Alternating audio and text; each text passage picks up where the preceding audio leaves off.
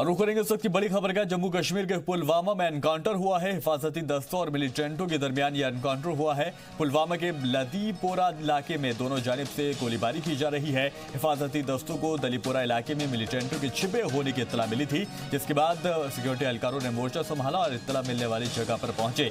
जैसे ही वहां पर पहुंचे तो और घेराबंदी करने की कोशिश की तो पूरे इलाके में सर्च ऑपरेशन भी जारी कर दिया गया है, लेकिन दोनों जानिब से फायरिंग जारी है। इससे पहले सैयद तजम्मुल हमारे नुमाइंदे हमारे साथ जुड़े थे, वो भी अपडेट दे रहे थे। उसमें बताया जा रहा था कि दो जो मिलिटेंट मारे गए हैं उनकी लाश तो बरामद हो गई है, हालांकि उनकी शिनाख्त अब तक नहीं हो पाई है।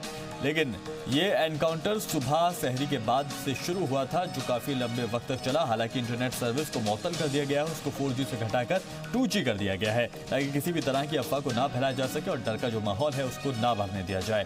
तो जम्मू कश्मीर में एनकाउंटर चल रहा है। पुलवामा में हिफाजती दस्तों और मिलिटेंटों के दरमियान ये एनकाउंटर चल रहा है। पुलवामा के दलीपोरा इलाके में दोनों जानिब से गोलीबारी जारी है। सैयद तजम्मुल एक बार फिर से ब्यूरो चीफ हमारे श्रीनगर से जुड़ गए। तजम्मुल, क्या अपडेट? अपडेट यह है कि इसमें अभी तक जो है कुल मिलाकर 5 डेड बॉडीज जो रिकवर की गई है, उसमें 3 मिलिटेंट, एक फौजी और एक सिविलियन शामिल है। और सिविलियन की जो आइडेंटिफिकेशन है वो हो चुकी है कि ये 2 भाई हैं जो कि मालिक मकान के 2 बेटे हैं, जहां पर मिलिटेंट छुपे बैठे थे। रईस अहमद डार और यूनुस डार जो है वो आपस में भाई हैं, जिसमें से जो फायरिंग का तबादला हुआ है उसमें एक भाई जो है वो जान बहक हुआ, जबकि दूसरा जो है वो जख्मी हालत में है। कुल मिलाकर इस एरिया में अभी तक जो है हालात बहुत ही कशीदा है और सूरत हाल इंतहाई कुछ है और एरिया में बहुत जगहों पर पथराव के वाकयात हैं। एक्सचेंज ऑफ फायरिंग भी चल रहा है। कुल मिलाकर इस ऑपरेशन को कंक्लूड करने में अभी भी पुलवामा में उस जगह तक सिक्योरिटी फोर्सेस और आर्मी और उसके बाद SOG के जवान अभी भी लगे हुए हैं, क्योंकि उस मकान को जमीन बोस किया गया है, वो दब चुका है।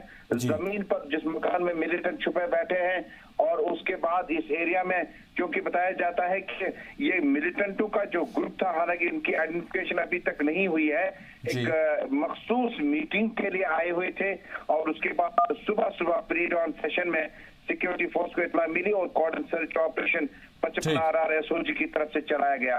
कुल मिलाकर जो हालात शिफान अभी हैं बहुत ज्यादा बेहतर नहीं है, लेकिन जो दिन आगे बढ़ेगा इसमें बेहतरी आ सकती है। ट्रेन सर्विस को फिलहाल ठप कर दिया गया है और इंटरनेट डाटा सर्विस को फिलहाल साउथ कश्मीर में रोक दिया गया है। जो लाशें मिलिटेंटों की बरामद हुई हैं उनकी पहचान हो पाई?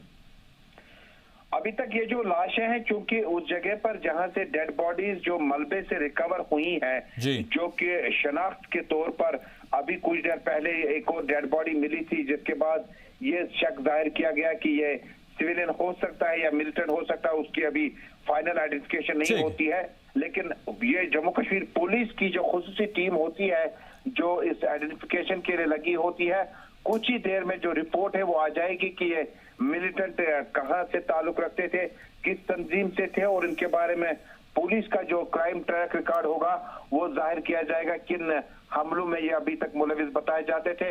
कुल मिलाकर अभी डेड बॉडीज 3 मिलिटेंटों की रिकवर हुई है। ठीक है तजम्मुल, बहुत शुक्रिया तमाम जानकारी के लिए। आप अपडेट के लिए आपसे फिर जुड़ेंगे।